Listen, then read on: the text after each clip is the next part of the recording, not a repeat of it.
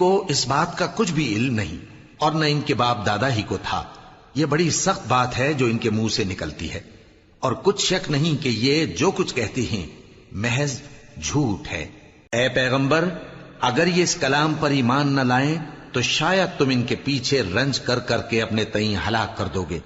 جو چیز زمین پر ہے ہم نے اس کو زمین کے لیے زینت بنایا ہے تاکہ لوگوں کی آزمائش کریں کہ ان میں کون اچھے عمل کرنے والا ہے، اور جو چیز زمین پر ہے ہم اس کو نابود کر کے بنجر میدان کر دیں گے. کیا تم خیال کرتے ہو کہ غار اور لوح والے ہماری نشانیوں میں سے عجیب تھے؟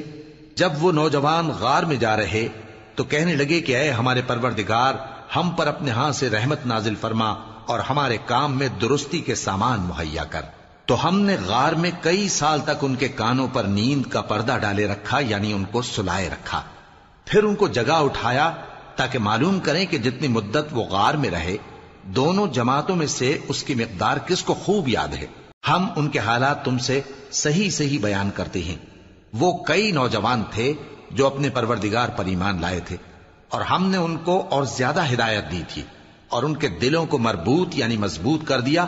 جب وہ اٹھ کھڑے ہوئے تو کہنے لگے کہ ہمارا پروردگار آسمانوں اور زمین کا مالک ہے، ہم اس کے سوا کسی کو معبود سمجھ کر نہ پکاریں گے.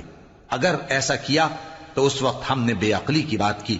ان ہماری قوم کے لوگوں نے اس کے سوا اور معبود بنا رکھے ہیں. بھلا یہ ان کے معبود ہونے پر کوئی کھلی دلیل کیوں نہیں لاتے؟ تو اس سے زیادہ کون ظالم ہے تو ان سے بائیں طرف کترا جائے. اور وہ اس غار کے کشادہ حصے میں تھے. یہ اللہ کی نشانیوں میں سے ہیں.